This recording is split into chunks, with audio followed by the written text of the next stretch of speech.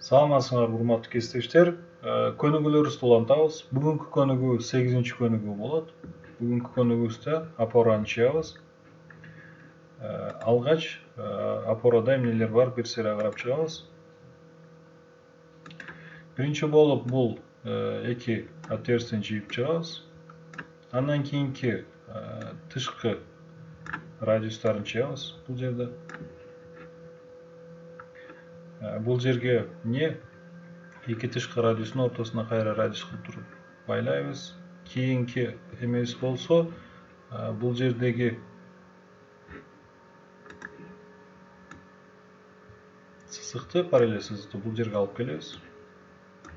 Анан 76 центнерин алып таап туруп бул жерден 124 диаметр менен чийип туруп, андан кийин бул жерде радиус 28, андан кийин 18ди чийип, центринен кесип туруп бул жерден жардам сызыктар менен байлап эмени чийип алабыз, элепсти. Андан ары улантып кайра калган эмелеrini чийип баштайбыз. Анда эмесе сабагыбызды баштайбыз. Биринчи эки отверстияны чийип алабыз. C круг, circle, center, радиус. Бул жакты карайбыз. Диаметр 20, радиус 10. Лайн аркылуу жардам сызыктар чийип алабыз бул жака.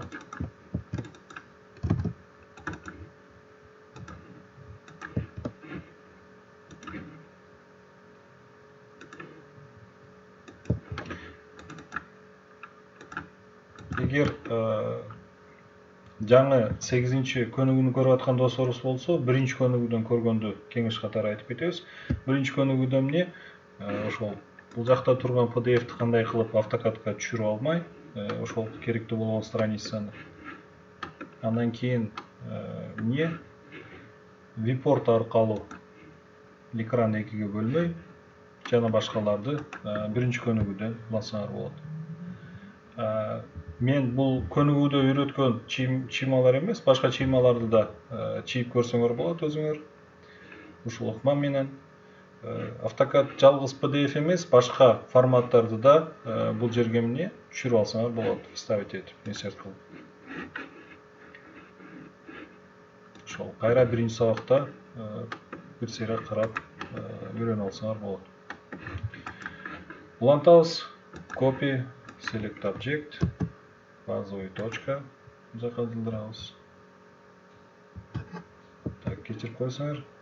Offset 76 чыйып алышыбыз керек. Чыйып алдык. Эми бул сызыкты улантабыз. Copy, select object, базовый точка. Жана алып келдик. Так, эми тышкы 22 радиусту чыябыз, экөөсүнүкү окшош бул жерде. Circle, center, 22, кайра пробел, center, кайра радиус 22. Автокад эң акыркы колдонгон команданы ар дайым өзүнүн эс тутумунда сактап калат. Унутпайбыз. Аны чакырыш үчүн пробел же энтерди басабыз. Так, туура. Fillet чакырыш үчүн F'ти басабыз. Бул жерден радиус беребиз. Радиусубуз бул жерде 20.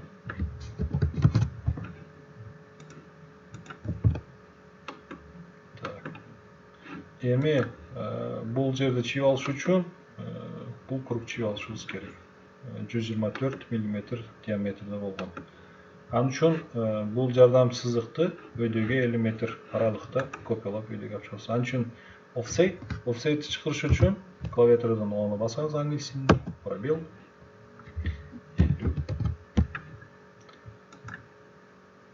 Стрелканы кайсы сол же өйдө алдыга карата турган болсоңор, центрден өткүзүп, бул ошол тарапка карап копиялайт. Муну жасап алдык. Эми extend тандап туруп, бул эки сызыкты тартып алабыз. Эми Trim tr 1 2 2 салабыз. Ортодогу сызыктын өлчөмү 76 болду. Ушул центр аркылуу биз кругтун центрини бул сызыктын центри менен чыябыз. Сызыкка алып келгенде бул жерге midpoint чыгат. Эгер көнүгүүлөрдү жаңы баштаган досторубуз боло турган болсо, бул жерде object nav бар. Күйгүз коебуз эгер күйбөй турган болсо. Андан тышкары бул жерде стрелканы басып туруп, сол тарап менен object snap'ты тандап, select all кылып, болгон бардык привязкаларды тандап алабыз. Эгер midpoint чыкпай атса, midpoint 124-тün жарымы канча болот? Диаметр менен жасайбыз. 124. Так, эми бул жерде радиус 18 бар. Аны жасап алабыз. Fillet F. Бул жакка карайбыз. F пробелди басам. Радиус. Бул жактагы суповсиядагы көк тамгалардын баары ошол ключевой тамга болуп эсептелет. Ключевой тамгаларды басканда ошол суповсияга тиешелүү болгон эмелер эмне ишке кирет. 18. Пробел 18. Эми бул жерде жардам сызыктарды убактылуу изоляция кылып турам. Trim F2.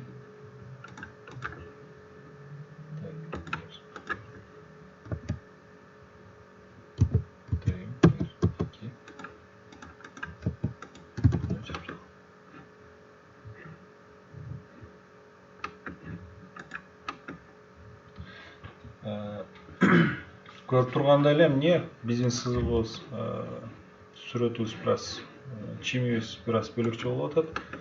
Өткөнкү сабактарда эмне бул жерде радиусту 83 бергенде бул жерге да алып келбей калды. 84 бергенде гана бул жерге эмне да алып келип калды бул сызык. Ошон үчүн болушунча болгон өлчөмдөр менен чыгам. Балким окшобой калышы мүмкүн. Бул жер болсо радиус 28.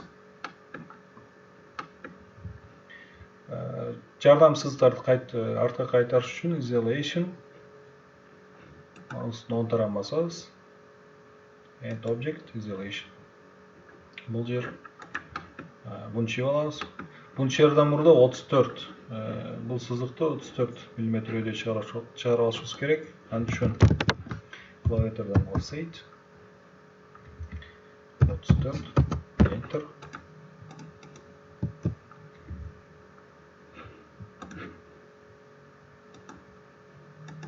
Бул экөө эмне ошол сыза турган сызыктын центри болуп калды. Круг центр бул жер радиус 28. Өзөңкүсү болсо радиус 18. Бирөө 28, бирөө 18 экен. 18. Пробел. Так, эми тримди тандап туруп, tr 1-2 жол басабыз. Буну erase ени басып туруп, пробел баса турган болсок, көчүрүп салабыз. Line.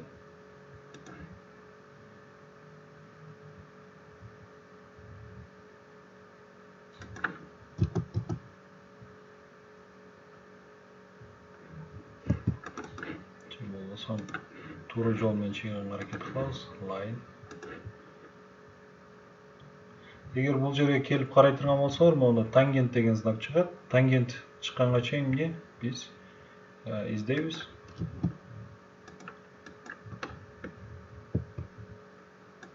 Бул жакта да алып туруп эмне.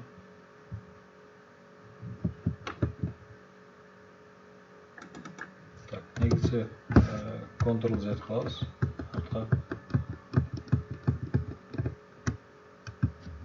Ctrl U. Line.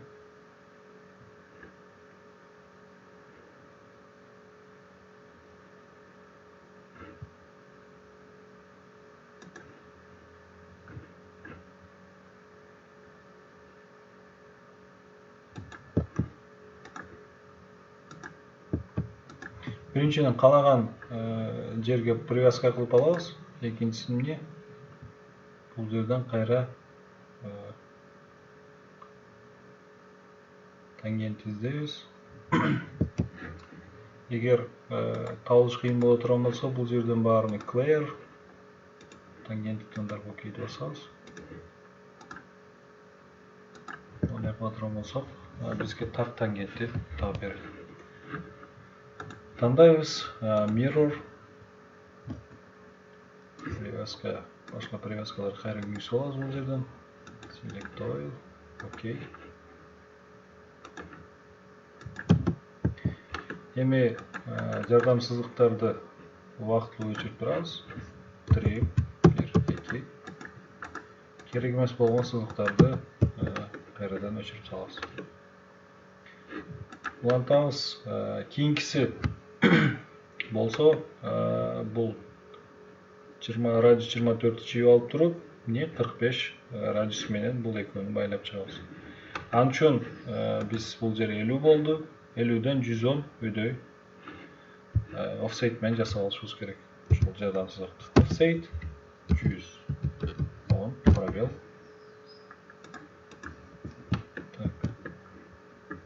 Bunun центри эмне? Бул жер болот. Так, биринчи эң ичиндегин чийип алабыз кругту. İçindeki kancha ekan? Fi 26 ekan. Krug C center. 26'nın jarmı bolsa 13 radius menен. Keyingisi bolsa tak görmen ol 24 radius 24 чыгабыз. 24. Так, эми токтотобуз. Бул экөөнү байлап алабыз азыр. Бул 45 радиус менен, бул 124 мм болгон эмени бул жерге кошуп алабыз. Fillet радиус 45.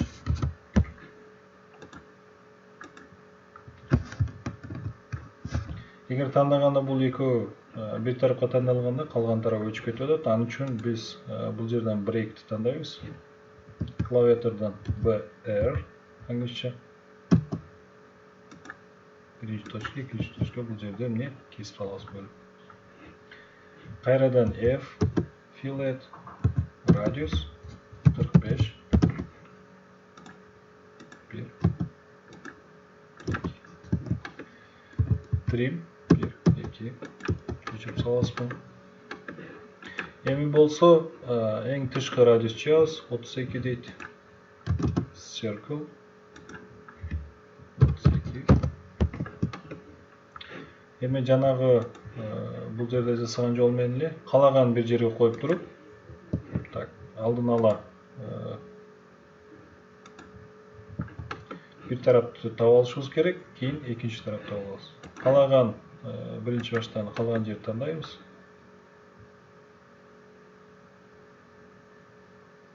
Тангент чыкмайынча. Экинчиси болсо, кайра бул жерден свойствага кирип болгону тангент күйгүзүп, калганын өчүрөбүз. Биздей турган болсок, тангент чыгат. Так, кайра күйгүзөбүз баарын. Окей. Муну mirror аркылуу B сол тарапка копиялап алабыз. Так, биринчи бул жерди кесип алабыз. TR 1 2 Erase аркылуу өчүрүп салабыз. Сызыгыбыз корпусту чийип бүттүк. Бул жардамчы сызыктарды убактылуу эмне өчүрүп салсам деле болот. Бул жерден erase. Бул жер калып кетти. Trim 1 2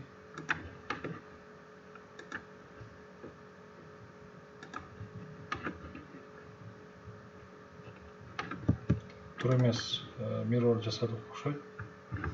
Ctrl назад. Өчүрүп салам.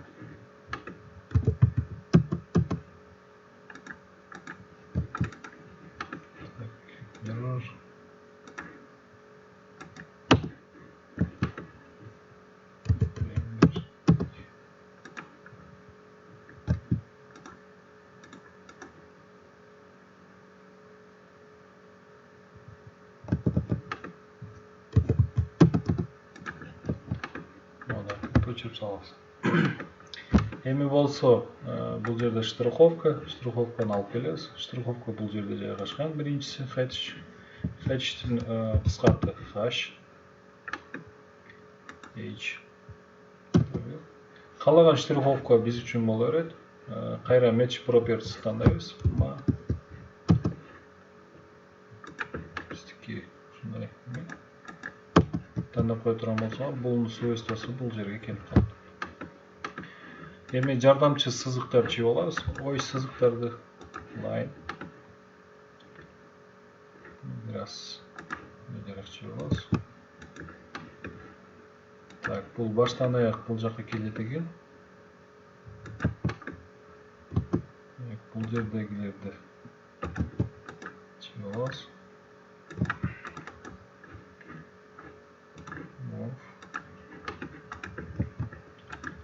Буну тандап туруп, ортодо крестке маусын сол тарабын басабыз, кызыл күйөт, пробелди басабыз. 1, 2, rotate чыкты.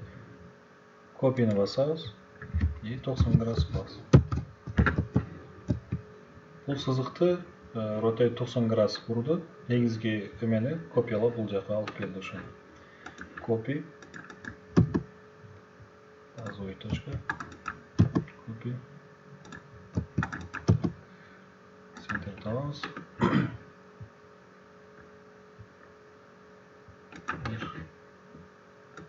2, 3, 4. Бул жерде 5. Бул тараптасын өчүрүп салабыз.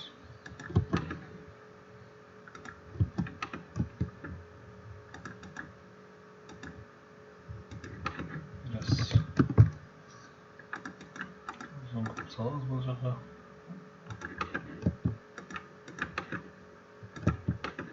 Мында biraz чыгарабыз бул жака.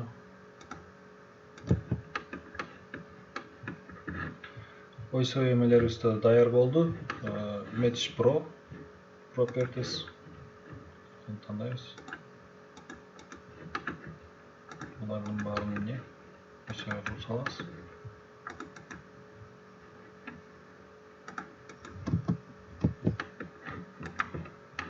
Бул жерде сызык калып кетиптир. Мындан эле чыгып салабыз. Буну эмне? Бул жака алып келе турган болсок, центрге квадрат чыгат. Квадрат менен байгы 2 точка менен байлап салабыз. Так, эми размерлерибизди беребиз. Биринчи радиусты беребиз. Радиусту бериш үчүн клавиатурадан D, I, M, R басабыз. Ушул аркылуу радиустарды берсек болот. Каалаган 1, 2,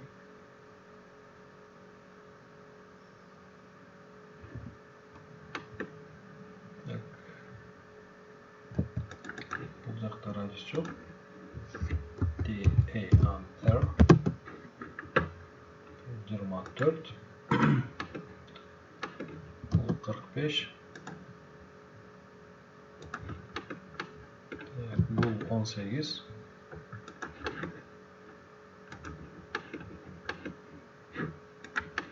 Бул болсо 28.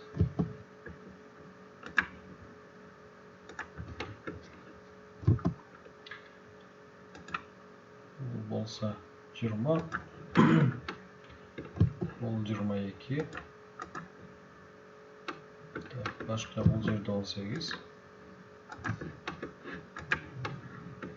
Карап чыгабыз. Эми 2 радиусубуз калды. Радиус үчүн D, A, I, M, D басабыз.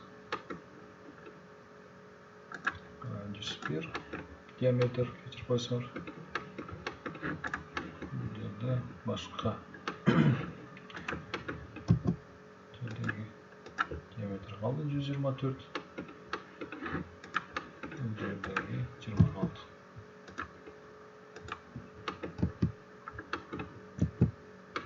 Эми бул жерде размерлерди беребиз. Размер бериш үчүн D, L, I басабыз. 1,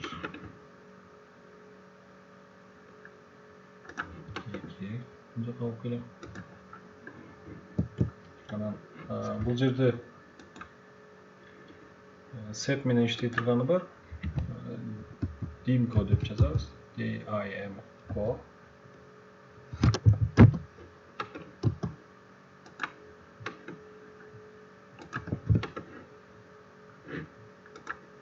Бул жер 34. Жерде чип коебуз. D-L-I.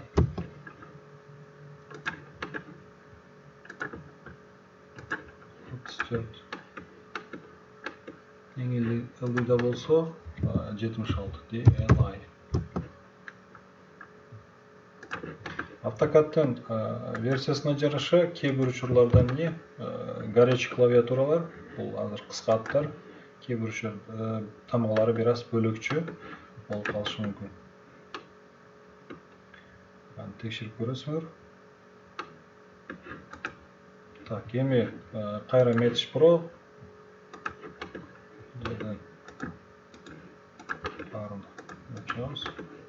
негизи бул размерди берип аткан учурда баштаганда свет өзгөртүп жашыл кылсак, өңүнү калган баары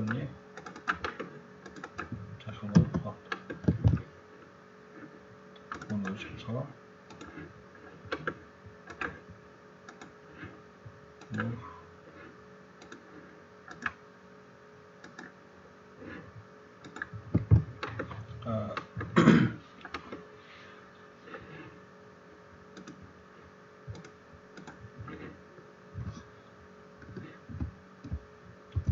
Буну азыр экранга чоң кылып көрсөтөм.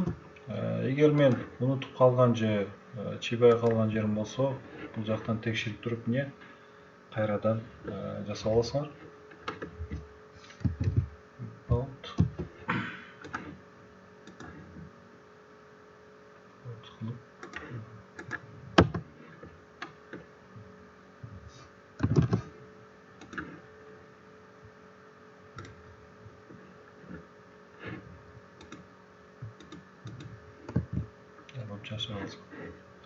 Pauzаны басып туруп, кайрадан бир текшерип алсаңар болот. Эми листке келебиз. 7-нчи листимди копиялайбыз. Move же болбосо copy, переместить же болбосо копиялоо. Читин тандайм. Окей. Буну маустун сол тарабы менен кармап туруп, чындырып алам бери. Кайра 2 жолу басып туруп, K7 кылам. Көнүгүү 8. Бул випортко болсо маустун сол тарабына 2 жолу басам. Зыны басам зумирование. Тура 4 бүштүмө монтуп жакындатып алам. Так, буну аты опора. Опора деп жазабыз.